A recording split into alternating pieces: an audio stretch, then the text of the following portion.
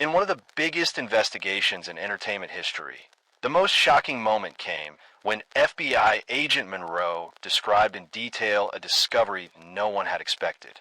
Diddy's luxurious mansion, which the world had long viewed as a symbol of power and wealth, harbored a chilling secret behind its cold concrete walls. According to the testimony, in a room that seemed ordinary, the FBI discovered a wall with unusual characteristics.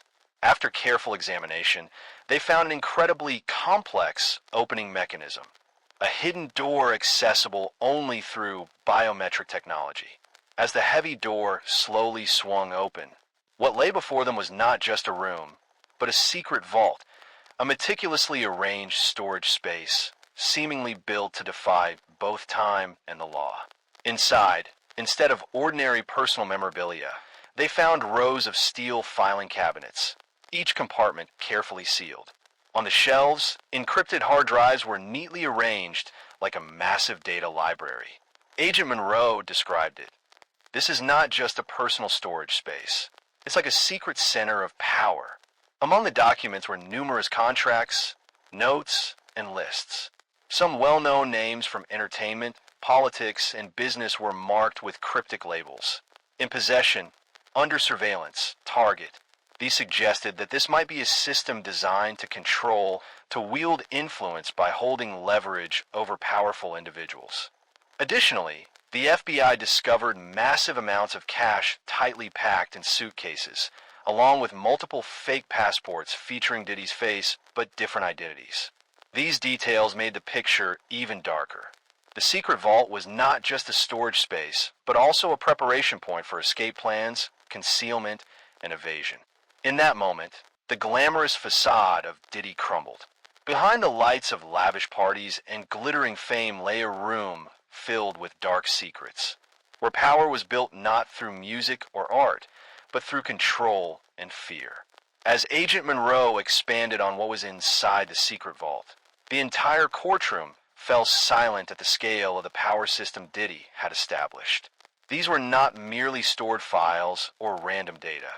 This was a sophisticated machine constructed to manipulate, control, and dominate others in the entertainment industry. Every folder, every hard drive had a clear purpose, like chess pieces on the board of a master strategist calculating every move. Among these, there was a folder labeled Level Red, which Monroe explained as the highest sensitivity level according to the FBI's internal classification. The contents inside made everyone in the room shiver. Secret videos, surveillance audio, anonymous financial transactions, and even fabricated documents prepared to discredit or extort the individuals recorded. This was no longer a personal archive. It was a toolkit of coercion and power. What was most disturbing was how the data was organized. Every video, every audio file was time-stamped, tracking contract histories, career milestones, and public behaviors of each individual. Many of these people, including celebrities, were completely unaware they were being monitored, and the information collected could be used as leverage for blackmail. Monroe emphasized, each file represents an opportunity for control, a leverage point for manipulation. Additionally, there were anonymous financial transactions and offshore accounts. These were not only used to safeguard assets, but also to facilitate payments following pressures or threats. Each transaction was almost a record of manipulation in action. In one instance, an individual received $2.1 million just days after signing a coerced NDA and was later added to the under surveillance list with the note, stable, non-provocative. The system extended to artist contracts, industry events, and even news and PR information. It revealed a sophisticated network of power where Diddy not only monitored but also shaped outcomes, deciding who would rise, who would be suppressed, and who had to remain silent. Everything was under his control. The courtroom fell silent at the sheer organization, sophistication, and menace of this system. This was no longer a story about a celebrity or a brand, but about absolute power built on fear and control, executed with meticulously programmed strategies, leaving no one outside its sphere of influence. When FBI agent Monroe moved on to describe the most personal discoveries, the courtroom atmosphere thickened with tension. The most shocking revelation was a 27-minute video found in the vault, a previously unseen confession by Diddy himself. In the footage, he appeared alone in a private recording studio. No music, no dancers, only him and the camera. At first, he seemed anxious, pacing back and forth, sweat beading on his forehead, speaking to himself. But within minutes, the video revealed a truth that stunned everyone. Diddy admitted he had controlled, manipulated, and recorded numerous people in the entertainment industry. He spoke about installing surveillance systems, conducting smear campaigns, and maintaining power by holding others' secrets. Famous names, young artists, executives, all were part of a network Diddy called Power Insurance, a mechanism to ensure silence, loyalty, or compliance from each individual.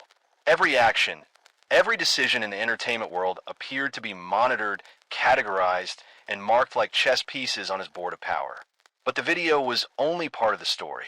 Inside the vault, there was also a psychological training room, a strange space designed to simulate, observe, and analyze people. The room contained mannequins dressed like real artists, prints of private residences, studio layouts, and pre-written manipulation scenarios. This was not a game, but a method to practice control and exert authority. Projectors continuously displayed videos, interviews, and performances, all annotated with notes such as leverage point, emotional weakness, trigger phrase. Every tiny detail was carefully studied by Diddy to maximize influence. The notebook found in the room was filled with red ink, repeatedly inscribed with a single sentence. "If I control their fear, I control them."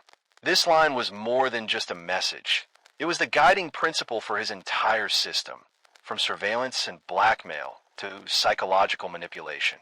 It revealed clearly the ultimate philosophy of power Diddy had applied over the years. It wasn't music, it wasn't fame. It was the fear and silence of others. The courtroom was so silent that every breath could be heard. Everyone realized that the image of Diddy, the man once revered as the king of entertainment, had shattered, replaced by the terrifying figure of someone who had built power on fear and control.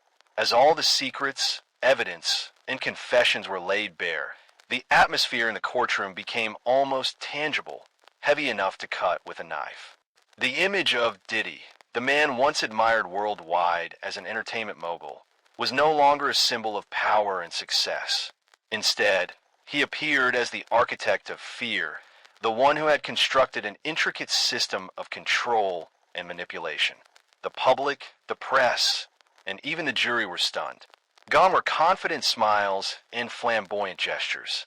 Every detail in the vault, from the videos and documents to the psychological training room, confirmed a single truth. Diddy had built power not through talent or fame, but through secrets, blackmail, and the fear of others. Those who had been manipulated, forced into silence, were now witnesses to an empire of power operated in the shadows. As the trial continued, Agent Monroe emphasized that this system was not a collection of random files. It was a strategic plan, tracking careers, recording every action, and using the data to control, direct, and eliminate dissenters. Every payment, every contract, every secret agreement was a link in that network of power. Young artists participating in auditions, coerced contracts, NDAs, and massive payments. All were designed to maintain absolute control. The courtroom remained silent, seemingly submerged in the slow unfolding of justice. The victims, long treated as side stories in the entertainment world, were now recognized as living witnesses. Some wept, some could hardly believe it, but all realized that the silence that once protected Diddy had been completely shattered. In the end, the trial concluded with Diddy quietly leaving the courtroom. No confidence, no aura of glamour. The vault no longer hidden, the secrets no longer buried, and the world had witnessed the collapse of an empire built on power and fear.